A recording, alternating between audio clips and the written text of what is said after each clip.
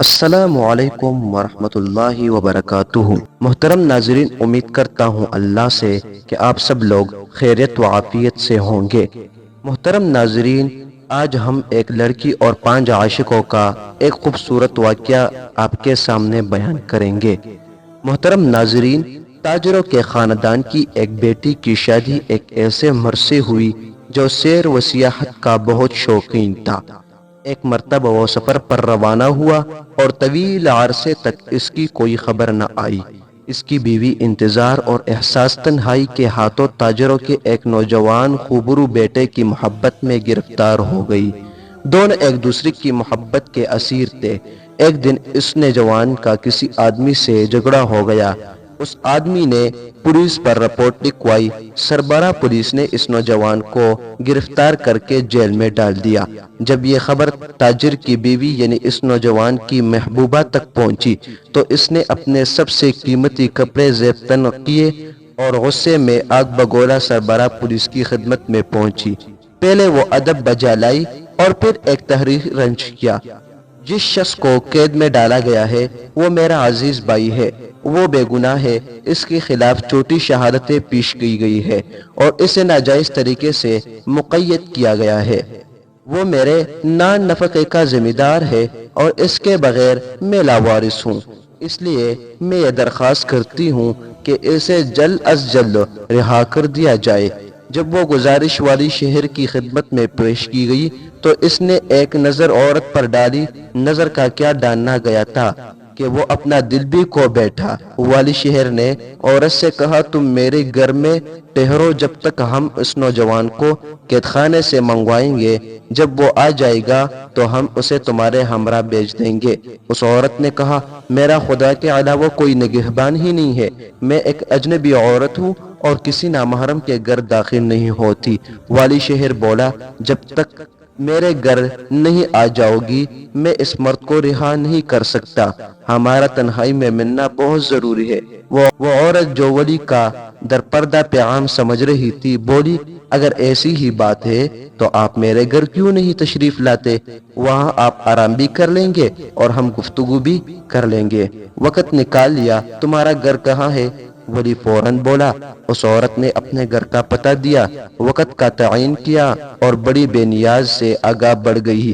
اس کے بعد وہ قاضی شہر کے پاس پہنچی اور کہنے لگی، اے قاضی، ہمارے نگہبان، کیا بات ہے؟ قاضی نے پوچھا، اگر آپ میرے بارے میں انصاف کریں گے تو خدا آپ کو اجر عظیم بخشے گا۔ تمہارے ساتھ کس نے ناانصافی کی ہے؟ میرا ایک بھائی ہے جو معصوم ہے، اسے والی شہر سربراہ پولیس کے کہنے پر جیل میں ڈال دیا ہے۔ اس کے خلاف جھوٹی شہادتیں پیش کی گئی ہے۔ میرے آپ سے درخواست ہے کہ اسے رہا کرنے میں میری مدد کرے۔ جب قاضی نے اس عورت کے حسن کو دیکھا تو بس دیکھتا ہی رہ گیا۔ اس کو اپنے جذبات پر قابو نہ رہا، بولا، تم میرے گھر میں میرے ملازموں کے پاس انتظار کرو، میں ولی کو پیغام بھیج کر تمہارے بھائیوں کو منگواتا ہوں۔ تمہارے باتوں نے میرا دل مول لیا۔ وہ عورت اس مرد کے دل کا بیت بھی جان گئی، بولی، اگر آپ نے کچھ وقت گزارنا ہے تو میرے گھر آئے جہاں ملازمین مخل نہیں ہوں گے اور ہم تخلیہ میں بات کر سکے۔ تمہارا گھر کہاں ہے؟ قاضی فوراً بولا۔ عورت نے اسے اپنے گھر کا پتہ بتایا اور اسے بھی وہی وقت بتایا جو والی شہر کو بتا چکی۔ محترم ناظرین، اس کے بعد وہ وزیر کی خدمت میں پیش ہوئی اور اسے بھی اپنی پیتا سنائی۔ وزیر نے بھی اس کے حسن کو دیکھ کر ملاقات کا بہانہ تلاش کیا۔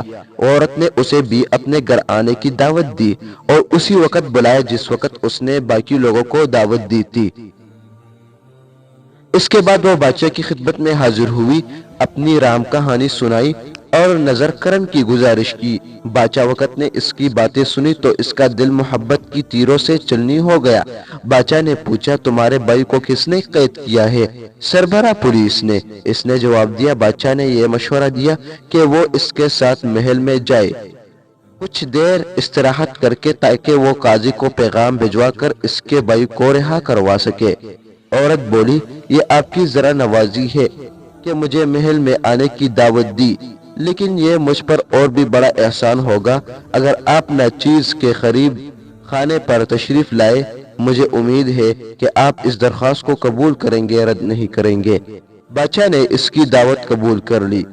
औरत ने बादशाह को अपने घर आने का पता बताया और उसे भी इसी वक्त बुलाया जिस वक्त उसने बाकी 3 मर्दों को दावत दी थी। मुहतरम नाजरीन, जब वो औरत बादशाह से बातें करके फारूक हुई तो एक तड़खान के पास गई और इसे एक ऐसी अलमारी बनाने की दरख्वास्त की जिसके 4 हिस्से हो, हर खाना दूसरे के ऊपर हो और अलहदा से मुकफल हो सके। फिर इसने ऐसी अलमारी बनाने की उजरत पूछी। तड़खान बोला, वैसे तो इसकी उजरत 4 दीनार है, लेकिन मैं तुमसे इतना मुतासिर हुआ हूँ, अगर तुम मुझ पर मेहरबान हो जाओ तो मैं ये अलमारी बतौर हदिया पेश कर दूंगा आपके लिए। औरत ने हामी बोल ली और बोली, लेकिन 4 हिस्से के बजाय 5 खाने बनाना और इसे खास इस दिन लाने को कहा जिस दिन सब मेहमानों ने आना था।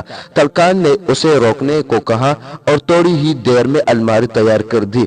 औरत उसे लेकर घर चली गई और तलकान को भी इसी दिन उसी वक्त की दावत दे आई। घर पहुंचकर औरत ने छन कपड़े निकाले और उन्हें मुख्तलिफ रंगों में रंगवा कर संभाल कर रख दिया। उसके बाद उसने दावत के लिए शराब, फूलों और फलों और अतर का इंतजाम करना शुरू कर दिया।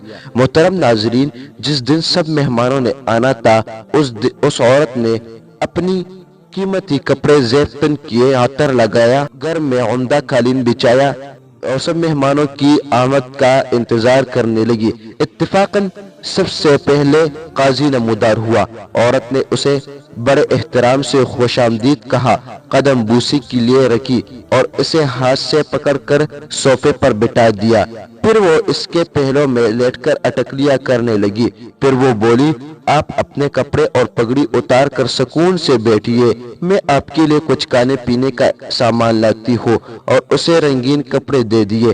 काजी अभी औरत के दिए हुए कपड़े रंगीन कपड़े पहन ही रहे थे कि किसी ने दरवाजे पर दस्तक दी। काजी ने पूछा, दरवाजे पर कौन है? औरत ने कहा, मेरा शोहर है। औरत बोली, काजी के हाथ पांव फूल गए, मैं कहाँ जाऊँ और क्या करूँ? काजी बोला, फिक्र ना करो।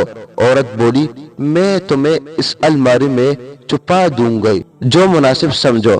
काजी जो डर गया था, औरत ने काजी का हाथ पकड़ा, उसे अलमारी के सबसे नीचे खाने में बंद कर दिया और मकफल कर दिया।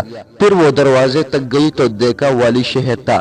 वो कदम बूसी के लिए झुकी और उसे बड़े प्रेम से अंदर ले आई। फिर वो इसके करीब बैठ कर बोली, हुजूर वाला, उसे अपना ही घर समझे और बड़े सुकून से सारा दिन यहाँ गुजारिए।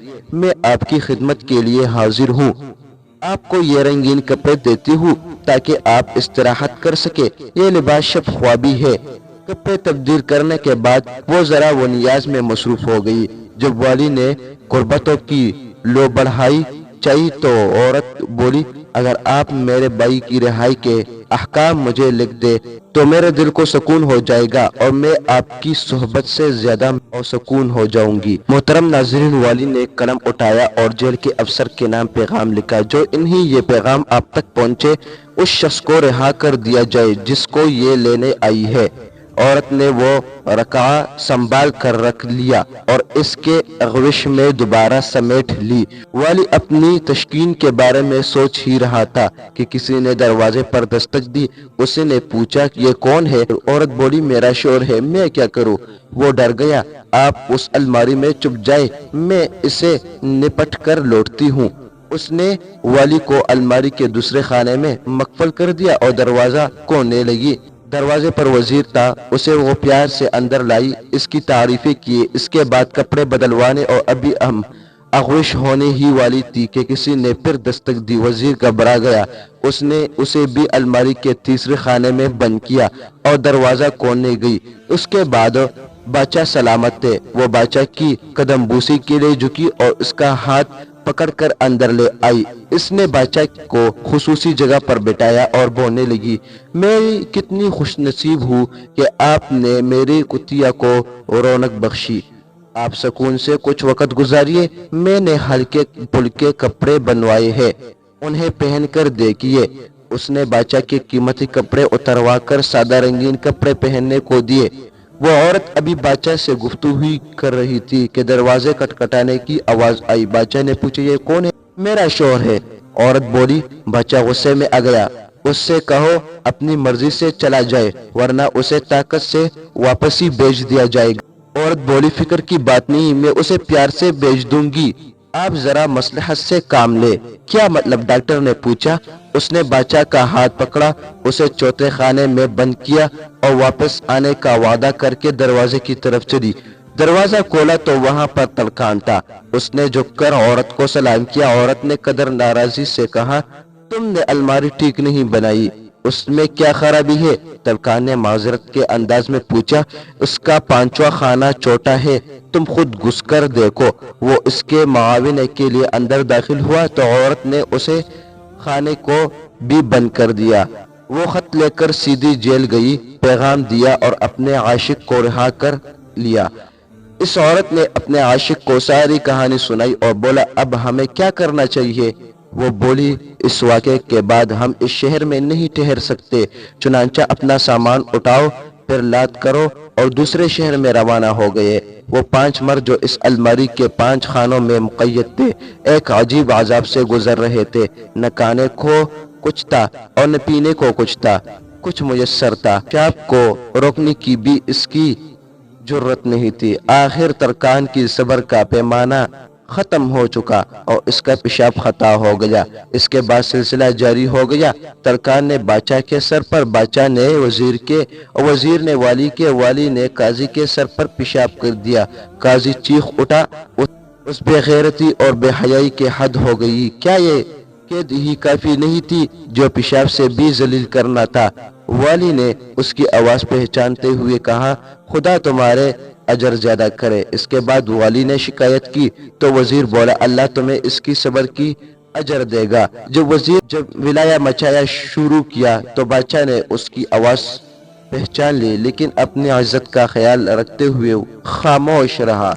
اچانک وزیر بولا، خدا اس عورت پر لعنت بھیجے، اس نے بادشاہ کے علاوہ شہر کے سب افسران بالا کو اس مصیبت میں ڈالا ہے۔ یہ سنتا تھا کہ بادشاہ بولا، فکر نہ کرو، میں سب سے پہلے اس قطامے کے جال میں پھنسا ہوں۔ یہ سنتے ہی ترکان بولا، میں نے تو اس کے لیے یہ الماری بنائی تھی اور میں ہی اس میں خود مقید ہوں۔ اس کے بعد وہ سب ایک دوسرے سے باتیں کرنے لگے۔ جب ہمسایوں نے اس گھر کو ویران دیکھا تو جمع ہو گئے۔ ایک بولا، یہاں ایک عورت رہا کرتی تھی، نہ جانے اس سے کیا ہوا، ہمیں دروازہ توڑ کر اندر جانا چاہیے، اس سے بیشتر کہ قاضی یا بادشاہ ہمیں لاپرواہی کے الزام میں گیر۔ چنانچہ وہ دروازہ توڑ کر اندر داخل ہوئے۔ انہوں نے ایک بہت بڑی لکڑی کی الماری دیکھی اور انسانوں کی بھوک سے گراہنے کی آواز سنی۔ ان میں سے ایک بولا، کیا اس الماری میں بھوت ہے؟ دوسرے نے کہا، ہمیں اس الماری کو جلا دینا چاہیے۔ قاضی نے یہ سنا تو چیخا، اسے ہرگز نہ کرنا۔ ایک نے کہا، میں نے کہتا تھا کہ اس میں جن ہے جو انسانوں کی زبانیں میں باتیں کرتے ہیں۔ یہ سنتا تھا کہ قاضی نے پہلے تلاوت قرآن کی اور اس کے بعد ہمسایوں کو الماری کے قریب آنے کی دعوت دی۔ جب وہ قریب آئے تو وہ بولا، میں قاضی شہر ہوں، یہ میرا نام ہے اور اس الماری میں بہت سے آدمی بند ہے۔